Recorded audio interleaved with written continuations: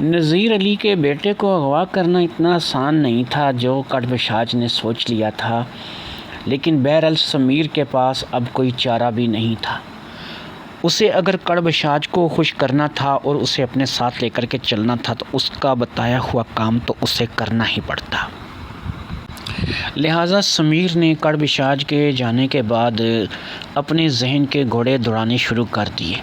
نذیر علی کے گھر کو وہ اچھی طرح سے جانتا تھا، نذیر علی کو بھی اچھی طرح سے جانتا تھا، اس کی فیملی کو بھی اچھی طرح سے جانتا تھا، لیکن ایک بچہ وہاں سے اٹھا کر کے اپنے گھر تک لے کر آنا، پھر اس بچے کو ذبح کر کے اس کی بلی دینا، اور پھر جو ہے وہ اس کا خون کڑبشاج کو پلانا، اور پھر اس کے بچے کے جسم کو جا کر کے قبرستان میں کہیں دفن کر کے آنا یا کہیں کسی جگہ پھینک کر آنا، جو بھی کرنا تھا یہ سب کچھ اتنا آسان نہیں تھا جتنا کہ کڑبشاج نے کہا تھا۔ بہرحال سمیر کو اب یہ کام کرنا ہی تھا، اگر نذیر علی کا بیٹا نہیں تو پھر کوئی اور، لیکن اور اگر ہے تو کون؟ اب بلی میں کوئی رکاوٹ بھی آتی ہوئی اسے نظر نہیں آ رہی تھی، کیونکہ پہلے جنات نے، وہ جو مومن جن تھا اس نے ایسا کیا تھا کہ وہ اس لڑکے کو بچا کر کے لے گیا تھا، لیکن اس کا خمیازہ اسے بہت بری طرح سے بھگتنا پڑا تھا۔ کڑبشاج نے نہ صرف کہ اس مومن جن کا خاتمہ کر دیا تھا بلکہ اس نے اس کی پوری ٹولی کا خاتمہ کر دیا تھا۔ کڑبشاج کی طاقت کے بارے میں سمیر کو تھوڑا تھوڑا اندازہ ہو رہا تھا کہ کڑبشاج ایک ایسی طاقت ہے کہ جس سے ٹکرانا کسی کے بس کا کام نہیں، ہر کوئی کڑبشاج کے ساتھ نہیں ٹکرا سکتا۔ انہی باتوں کو سوچتا ہوا وہ مسلسل اپنے دماغ کے گھوڑے دہرا رہا تھا، اور اسے اس بات کی خبر نہیں تھی کہ کڑبشاج اس کے پاس ابھی آ چکی تھی اور وہ اس کے ذہن کو پڑھنے کی پوری کوشش کر رہی تھی۔ کڑبشاج کے پاس یہ شکتی تھی کہ وہ ذہن میں آنے والے خیالات کو پڑھ سکتی تھی، یعنی اگر آپ اپنے دماغ میں کچھ سوچ رہے ہیں تو تب بھی اس کا کڑبشاج کو پتہ چل جاتا تھا۔ اور یہ طاقت بہرحال کس کی بھی ہو، چاہے وہ شیطانی طاقت ہو یا رحمانی طاقت ہو یا جو بھی کسی چیز کو دی ہو، ہے تو یہ سب کچھ اللہ تعالیٰ کی طرف سے ہی انسان کو ملتا ہے، چاہے وہ جن ہے، انسان ہے یا کوئی اور مخلوق ہے، ملتا تو یہ سب کچھ اللہ تعالیٰ کی طرف سے ہے۔ لیکن جب وہ بندے یا انسان یا جنات یا پھر جو بھی طاقت ہے اس کا صحیح استعمال کرتی ہے تو اس سے اللہ خوش ہوتا ہے، اور جب وہ اس کا غلط استعمال کرتی ہے تو اس بات سے اللہ ناراض ہوتا ہے۔ تو یہاں پر بھی سچویشن کچھ ایسی ہی تھی کہ کڑبشاج جو ہے وہ ساری باتیں جو کہ سمیر اپنے من ہی من میں سوچ رہا تھا، اپنے دماغ میں دہرا رہا تھا، ان کو ساتھ ساتھ پڑھتی چلی جا رہی تھی۔ اور پھر جب سمیر بہت زیادہ الجھ گیا اور اسے کوئی بھی راستہ نظر نہیں آیا تو وہ ایک دم سے بہت پریشانی محسوس کرنے لگا۔ اسے پریشان دیکھ کر کڑبشاج بولی، اس بات کو اپنے ذہن پر اتنا سوار مت کرو، میں تمہارے پاس دوبارہ واپس آ گئی ہوں، میں صرف یہ چاہتی ہوں کہ تم ٹھنڈے دماغ سے اس چیز کے بارے میں سوچو کہ ہمیں بلی کے لیے ایک بچہ چاہیے جس کی عمر 7 سال کے لگ بھگ ہو، اور وہ بلی کا بچہ نذیر علی کا بیٹا بھی ہو سکتا ہے اور نذیر علی کے بیٹے کے علاوہ بھی کوئی اور بھی ہو سکتا ہے۔ لہٰذا اگر نذیر علی کا بیٹا تمہاری سمجھ میں نہیں آتا تو کچھ اور سوچ لو، لیکن یہ یاد رکھو کہ جتنی جلدی تم مجھے بلی کا خون پلاؤ گے اور میری شکتیوں میں اضافہ کرو گے اتنی جلدی میں تمہارے بہت سے کام کر سکوں گی۔ اور میں نے جیسے کہ تمہیں بتایا ہے کہ یہ ضروری نہیں کہ تم ایک 7 سال کے بچے کی ہی بلی دو، تم ایک نوجوان کی بلی بھی دے سکتے ہو، اس میں تمہارے 3 کام کروں گی۔ اس کے بعد تم کسی بوڑھے کی بلی بھی دے سکتے ہو، میں تمہارا 1 کام کروں گی۔ اور ہاں تم چاہو تو کسی بوڑھے آدمی کی بلی بھی دے سکتے ہو، اس میں یہ ہوگا کہ میں تمہاری کم از کم 1 اچھا تو پوری کروں گی نا۔ یہ بات سن کر سمیر سوچ میں پڑ گیا۔ سمیر نہیں چاہتا تھا کہ وہ کسی بوڑھے آدمی کی بلی دے کر کے صرف 1 اپنی خواہش پوری کروائے، لہٰذا اس نے کڑبشاج سے کہا کہ نہیں، تم تھوڑا سا انتظار کرو، میں کچھ نہ کچھ ذہن لڑا رہا ہوں تو ہمیں جلدی کامیابی ہوگی. میں کوشش یہی کروں گا کہ ہم کوئی بچہ ہی لے کر کے آئیں جس کی بلی ہم دیں. کڑبشاش نے کہا چلو ٹھیک ہے جیسے تم کرو. بہرحال ابھی تھوڑی دیر میں تمہارے وہ بھینس والے آنے والے ہیں، تم نے سونا نہیں. ان کو بھینسیں مل چکی ہیں اور واقعی وہ اسی جگہ سے برآمد ہو چکی ہیں جس جگہ پہ میں نے بتایا تھا. لہٰذا ابھی تھوڑی دیر میں تمہارا 1,00,000 روپیہ بھی تم تک پہنچ جائے گا اور تمہارے ماننے والوں میں بھی بہت زیادہ اضافہ ہو جائے گا. یہ کہہ کر کڑبشاش خاموش ہوئی اور جیسے ہی وہ خاموش ہوئی دروازے پر دستک کی آواز سنائی دینے لگی. اب سمیر کو اندازہ تھا کہ کون ہوگا. اس نے دروازہ کھولا تو سامنے نذیر علی اور اس کے ساتھ وہی لوگ کھڑے تھے جو بھینس کے سلسلے میں اس کے پاس حاضر ہوئے تھے، جن کی بھینسیں گم ہو گئی تھیں. اب تو وہ لوگ بڑے ہی عقیدت بھرے انداز میں سمیر کو دیکھ رہے تھے اور پھر وہ آ کر کے اندر بیٹھ گئے. ان میں سے ایک شخص نے جیب میں ہاتھ ڈالا اور 1,00,000 روپے کی رقم نکال کر کے اس نے سمیر کے ہاتھ پہ رکھ دی. اور پھر تھوڑی دیر میں ایک اور شخص نے اپنی جیب میں ہاتھ ڈالا، اس نے بھی 1,00,000 روپے کی رقم نکال کر سمیر کے ہاتھ میں رکھ دی. اس نے کہا بابا جی آپ نے 1,00,000 روپے کا تقاضا کیا تھا لیکن میں آپ کو 2,00,000 روپے دے رہا ہوں. بھینسیں ہماری مل چکی ہیں اور ہمارا چور بھی پکڑا گیا ہے، لہٰذا آپ فکر نہ کریں، ہم اب آپ کے ساتھ مسلسل رابطے میں رہیں گے. آپ جو بھی کہیں گے وہ ہم آپ کا پورا کریں گے. سمیر نے کہا ٹھیک ہے، میں آپ لوگ آئے ہیں، مجھے بہت اچھا لگا ہے کہ آپ کو آپ کا مال مل گیا ہے. اب آپ لوگ جائیں، مجھے تھوڑا سا کام ہے کیونکہ میں اپنی کچھ پڑھائی وغیرہ کرتا ہوں تو مجھے اس کے سلسلے میں تھوڑا پڑھائی کرنی ہے. تو آپ لوگ جائیں اور میں آپ لوگوں کو آپ کا مال مل گیا ہے، مجھے یہ بہت اچھا لگا ہے. تو اتنا کہہ کر کے سمیر نے ان لوگوں کو رخصت کر دیا اور جب وہ لوگ چلے گئے تو اس نے نذیر علی کو روک لیا. اس نے کہا نذیر تم رکو. اب نذیر صاحب اس کے پاس رک گئے تو نذیر کو سمیر کہنے لگا کہ بھئی دیکھو بات یہ ہے کہ میں نے ایک چیز سوچی ہے. اب میں یہ جو جگہ ہے یہ ہے تو ٹھیک ہے لیکن میرے پاس اب ویسا سامان نہیں ہے جیسا کہ بابا عمل لوگوں کے پاس ہوتا ہے. تو اس میں سے میرا ذہن ہے کہ میں کچھ پیسے خرچ کر کے کچھ ایسا سامان جو لے کر آؤں اور میں یہیں پر اپنا ایک آستانہ بنا لوں. نذیر نے کہا یہ تو بہت اچھی بات ہے، اس میں یہ ہوگا کہ تمہارا آستانہ ہوگا. میں اور یہ اب بھینس جن کی بھینسیں ملی ہیں یہ لوگ بھی بہت سے لوگوں کو پکڑ کر تمہارے پاس لائیں گے اور تم لوگوں کے مسئلے مسائل حل کیا کرنا تو ٹھیک ہو جائے گا سب کچھ.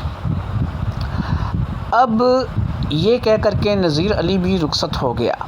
سمیر نے نذیر علی کو اس لیے روکا تھا کہ وہ کچھ سوچنا چاہتا تھا نذیر علی کو سامنے رکھ کے کہ اگر وہ نذیر علی کے بچے کو اغوا کرے تو کیسے کرے.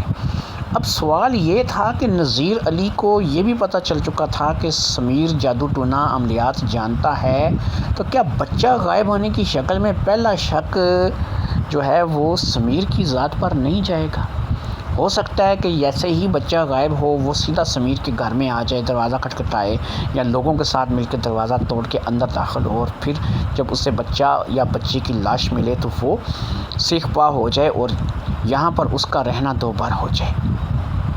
اس لیے اب سمیر نے سوچ لیا تھا کہ بچہ تو جو ہے وہ نذیر علی کا فی الحال جو ہے وہ اس کام کے لیے جو ہے وہ ٹھیک نہیں ہے. اسے اب یہ جو بھی کام کرنا تھا اس میں اسے کسی اور کا ہی بچہ استعمال کرنا تھا. جلد سے جلد وہ بلی دے کر کے سرخرو ہونا چاہتا تھا کڑبشاش کی نظر میں. اس لیے اب اس کے سوچ کے گھوڑے کسی اور زاویے پر چل رہے تھے. اور پھر ایک خیال آتے ہی وہ اچانک چونک پڑا اور اس کے ذہن میں ایک دم سے خوشی کے دھماکے ہونے لگے.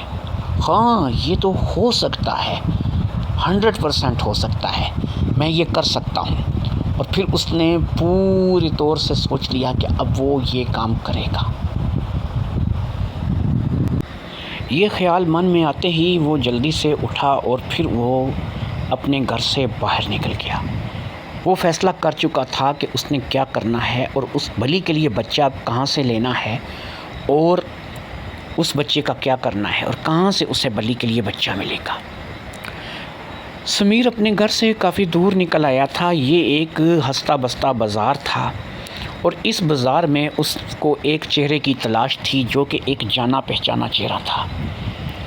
وہ ایک ایسا جانا پہچانا چہرہ تلاش کر رہا تھا جسے وہ اچھی طرح سے جانتا تھا، اور پھر تھوڑی ہی دیر میں اسے وہ سامنے سے آتی ہوئی دکھائی تھی۔ یہ ایک ملنگ سی عورت تھی جو کہ بھیک مانگنے کا کام کرتی تھی، اور اس ملنگ عورت کے ساتھ ایک 6-7 سال کا بچہ بھی ہوا کرتا تھا جو اس عورت کے ساتھ مل کر بھیک مانگتا تھا۔ اب یہ عورت اس بچے کی ماں بھی ہو سکتی تھی، اس کی کوئی پھوپھو خالہ یا کوئی اور رشتہ دار بھی ہو سکتی تھی، لیکن بہرحال یہ ایک آسان شکار سمیر کے لیے ہو سکتے تھے۔ سمیر کے دماغ میں مکمل طور پر شیطانی فطور آ چکا تھا، اور اس نے اس چیز کا فیصلہ کر لیا تھا کہ وہ کسی نہ کسی طریقے سے اس ملنگنی اور اس کے بچے کو لے کر کے اپنے گھر جائے گا، اور پھر وہاں پر جا کر کے ان کو قابو کرے گا اور ان کے ساتھ وہی کرے گا جو کڑبشاج چاہے گی۔ لہٰذا وہ تیز تیز قدم چلتا ہوا اس ملنگنی کے پاس چلا گیا۔ اس ملنگنی کے بارے میں اسے بڑی اچھی طرح سے خبر تھی کہ یہ ملنگنی کچھ غلط کام بھی کرتی ہے یا پھر پیسوں کے لیے غلط کام کے لیے بھی آمادہ ہو جاتی ہے۔ اس کا حلیہ کچھ ایسا ملنگوں ٹائپ ہی تھا کہ یہ اسے ملنگنی کہہ رہا تھا۔ بیسکلی وہ ایک بھیک مانگنے والی عورت تھی، مطلب وہ کوئی ملنگ شنگ یا کوئی پیر فقیر نہیں تھی، پیرنی فقیرنی ٹائپ نہیں تھی۔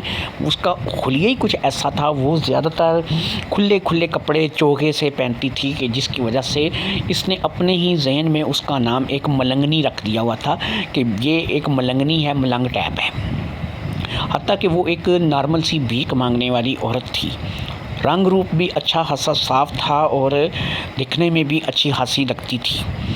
عمر بھی اس کی کچھ زیادہ نہیں، 35 سے 40 کے درمیان رہی ہوگی، لیکن اس کے بارے میں سمیر کو اس بات کی بڑی اچھی طرح سے خبر تھی کہ یہ غلط کاموں میں بھی ملوث ہے۔ لہٰذا سمیر اس بات کو سوچ کر کے کہ اگر یہ غلط کام کرتی ہے تو میں اس کے ساتھ غلط کام کے لیے اس کو آمادہ کروں گا اور لے کر کے اپنے فلیٹ پر چلا جاؤں گا، لیکن اس کے لیے میں اسے ابھی لے کر نہیں جاؤں گا، میں اسے رات کے وقت لے کر جاؤں گا۔ عموماً ایسے کاموں کے لیے لوگ رات کو ہی عورت لے کر کے جاتے ہیں۔ جب میں اسے اپنے ساتھ لے کر کے جاؤں گا تو وہاں پر جا کر کے آگے جو صورتحال ہوگی وہ یکسر بدل جائے گی، اور میں اس کے ساتھ کچھ بھی غلط کرنے سے بہتر ہے کہ اس کے بچے کی جو کہ اس کے ساتھ ہوگا وہ بلی لے لوں گا۔ اب یہ ہے کہ اس بچے کو بھی اس کے ساتھ ہی اس کے آنے کے لیے تیار کرنا ہے تاکہ میں اس بچے کے حوالے سے بھی جو ہے وہ ناکام نہ رہ سکوں۔ اگر صرف یہ ملنگنی آ گئی اور یہ بچہ نہ آیا تو اس فقیرنی یا ملنگنی کے آنے سے مجھے کوئی فائدہ نہیں ہوگا۔ ہاں، اگر میں اسے مار کر دفن کر بھی دیتا ہوں تو میری 3 خواہشات تو بہرحال پھر بھی پوری ہو سکیں گی، اور میری 3 خواہشات جو ہیں وہ سمیر سوچ رہا تھا کہ کیسی خواہشات ہیں جو کہ میں نے کرنی ہیں۔ بہرحال وہ جیسی بھی خواہش کرتا، کڑبشاج اسے پورا کرنے کی طاقت رکھتی تھی، لیکن اگر بچہ مرے گا یا بچے کی بلی چڑھے گی تو 7 خواہشات پوری ہو سکیں گی۔ وہ اس چیز کا لالچ کر رہا تھا کہ 7 خواہشات ہی اس کی پوری ہوں۔ لہٰذا اس نے اس ملنگنی یا فقیرنی کے پاس جا کر، بھیک مانگنے والی کے پاس جا کر کے اس سے بات کی اور اس سے کہا کہ بھئی دیکھو، میں تمہارے بارے میں کچھ جانتا ہوں اور میں تمہارے ساتھ بات کرنے کے لیے آیا ہوں، مجھے 1 رات کے لیے تمہاری ضرورت ہے۔ اس نے کہا بابو، میں نے تمہیں یہاں سے آتے جاتے دیکھا تو کئی مرتبہ ہے، لیکن میں تمہیں جانتی نہیں ہوں، تو بہرحال تم آج سے پہلے مجھے کبھی اس سلسلے میں ملے نہیں ہو، لیکن اگر تم مجھے 1 رات کے لیے لے کر کے جانا چاہتے ہو تو میں تمہیں بتا دوں، میں 1 رات کے 10,000 روپے لیتی ہوں۔ سمیر نے کہا بات ہی کوئی نہیں، میں تمہیں 1 رات کے لیے 15,000 دوں گا، تم میرے ساتھ چلو، میں تمہیں لے کر کے جاؤں گا اور جا کر کے تمہارے ساتھ وہی کچھ کروں گا جو کہ لوگ کرتے ہیں۔ یہاں قریب ہی ریلوے کالونی میں میرا گھر ہے، تمہیں میرے ساتھ رات میرے گھر میں بتانی ہوگی۔ اس نے کہا نہ بابو، میں تو کسی ہوٹل میں چلوں گی یا پھر تم میرے ڈیرے پہ آ جاؤ۔ تو اب سمیر نے کہا کہ نہیں، تم چاہے بھلے ہی مجھ سے 15 کے بھی 20,000 لے لو، لیکن جانا تمہیں میرے گھر میں ہوگا. میں ہوٹل میں جانے کا رسک نہیں لے سکتا اور تمہارے ڈیرے پر میں بالکل نہیں جاؤں گا. پتہ نہیں وہاں پر کیسا ماحول ہو اور میں جو ہے اپنے آپ کو زیادہ مطمئن محسوس نہیں کروں گا. اس نے کہا چل ٹھیک ہے، اگر تو 20,000 دے رہا ہے تو میں تیرے گھر چلوں گی. اور ہاں، اس نے سمیر نے جاتے جاتے کہا، اور ہاں ایک کام تم کرنا، یہ جو بچہ تمہارے ساتھ ہے اس کو بھی تم ساتھ لے کر آنا.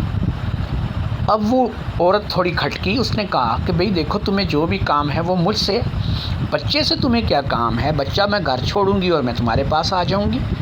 تو اس نے کہا نہیں، اصل میں ایسا ہے کہ میرا بھی ایک بچہ ہے، اسی کی عمر کا ہے. میں نے اس کے لیے عید کے کچھ کپڑے بنائے تھے اور وہ عید کے کپڑے جو ہیں وہ اسے پسند نہیں آئے.